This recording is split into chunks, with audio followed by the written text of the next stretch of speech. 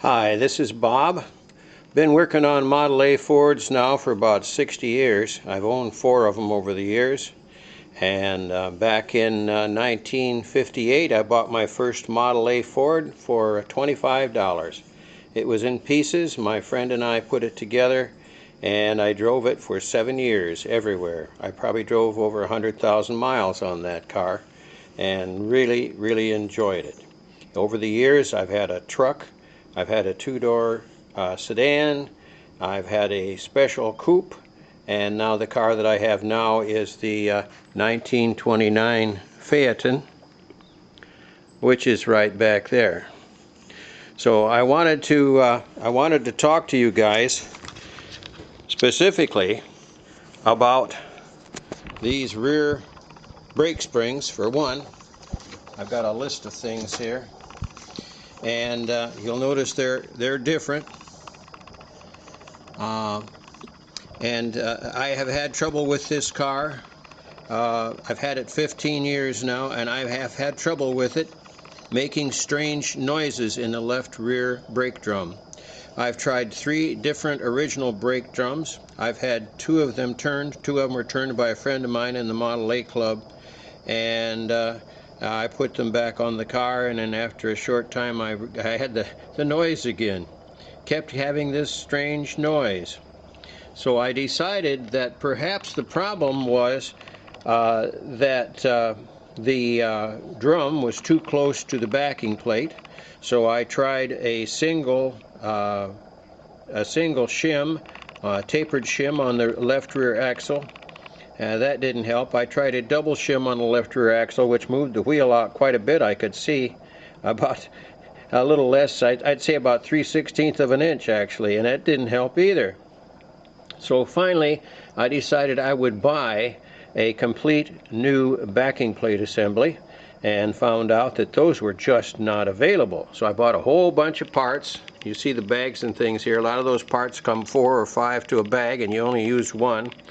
So anyways, what I found then when I got to taking this backing plate off the left rear was that it had a right rear spring in it, which was pushing the lever for the emergency brake in the wrong direction. So it was actually applying the emergency brake just a teeny bit. It wasn't much, because the emergency brake band is still in good shape, and so I would imagine that there was not much pressure, but there was enough that it came out against the drum and made a little noise. And that was my problem. This is the correct spring here, and you can see how it's different. This is a right-hand spring. This is a left-hand spring. And something else I wanted to show you too was I grabbed a hold of this spring with these vice grip pliers like that, and then I took a regular pair of pliers and I bent this piece here that sticks out. I bent it up so it would not bottom on the backing plate and cause the spring to be too high, and that allowed the spring to go back down. I got that idea from looking at this one and the one on the other side too of the car. They are up like that. They are not bent down. This is just the way it came out of the package. They are not bent down like that, and that makes them fit better. So I did that, and it did fit on there better. Then I took the backing plate out and tried to put it on the car, and I had a dickens of a time, because in order to get it on the car I would have to take off the rear wishbone, and I had one side of the car back jacked up, and the rear wishbone then was under quite a bit of torque, and I was not able to just get it out. I could drive it out, drive the bolt out, but if I did that, I was afraid the wishbone was going to whip around and clobber me. So I put the bolt back in, and I took the spring off, and I took the shaft back out. This is the old shaft. I put a new one in there. And then I put it back in the car. Well, then I had it in the car without having the spring on. And I finally figured out how to do that, because the guys talk about putting a piece of wire through the the spring like this, hooking it on the spring like that, and then I have this as the handle off of my little jack, and pulling that spring around from the top around the emergency brake shaft on the back there of the backing plate. And by golly, that works. I was able to do that. So I had to take this off the backing plate and all, and take the end off of the shaft with the arm on it, and then put it in the car, and then pull it through like this, like that. Now, one of the things I ran into when I did that was that when I pulled on it, it would move this arm inside the drum. This is where that C-shaped piece fits that goes over to the other side and presses on those two pieces that spread the emergency brake drum out. And what was happening was, when I tried to pull that spring on the top of the back, pull it this direction, then it would pull this like so.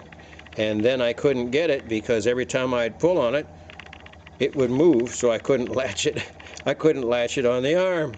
So what I did then, I took a piece of this heavy wire, it's like baling wire, and I put it through here and wrapped it a couple of turns. Then I took it all the way back to the springs. There's anti-rattle springs on the brake rods. I took it back to the anti-rattle springs, and there's a bracket there, and I wrapped it around that bracket, and I pulled this forward and tied that wire to that bracket back there so it could not twist. And then when I did that, I yanked on this like so, pulling that around the back in this direction, and poing, it popped right on. So that's how I got it in there. I wanted to talk to you too about the key here. This is a new key, and every time I put this in, I put this into the axle. I'd put the wheel on, and as the wheel went on, it would push this in, and it would get in too far where it was rubbing right in there on the what do you call that, support where the bearing goes on, the big thing, the axle. Anyhow, what I found was, if I put this into the wheel and then slid it on, then as it slid, it would come out a little bit.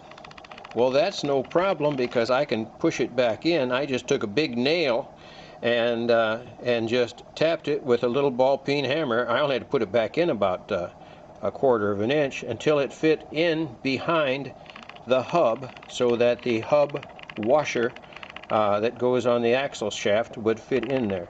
And that way I could get this position to exactly the right spot. But I did that by putting this into the wheel hub and then sliding it on. And I think if it was really loose in that hub, but this wasn't loose in the hub, it would stick in there just nicely, no problem. And this was a new hub with the new brake drum.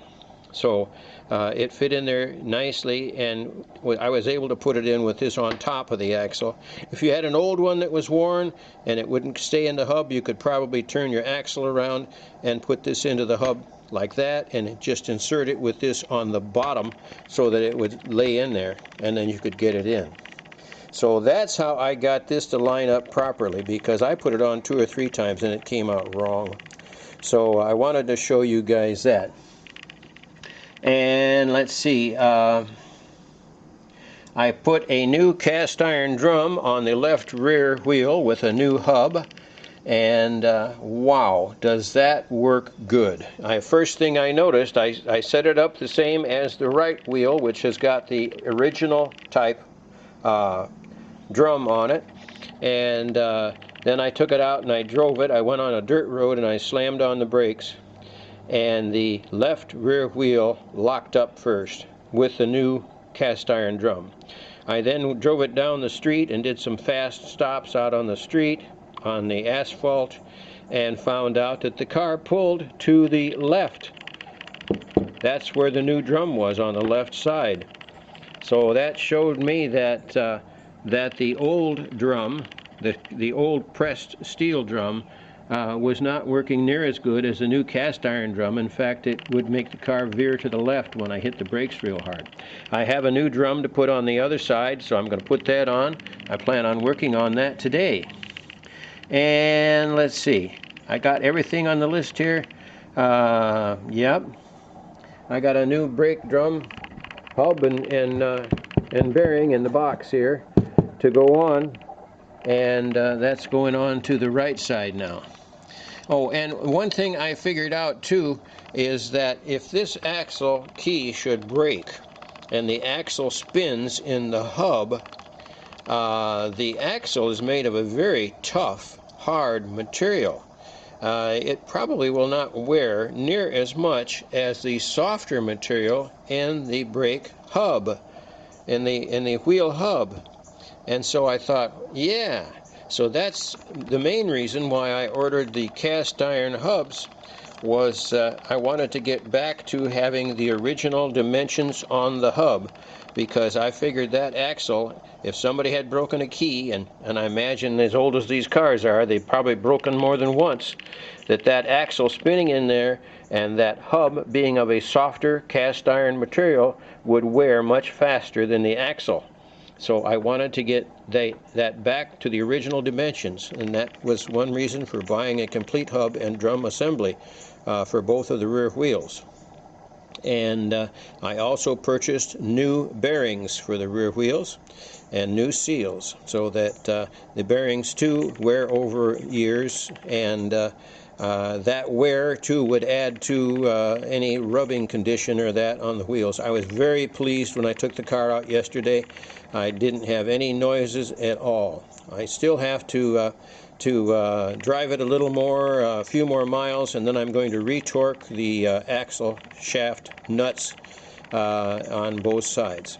That's it. I just wanted to show you the things that I had found and follow up on what I was doing here following the first video that I made on this. So that's it. Keep those Model A's rolling, guys.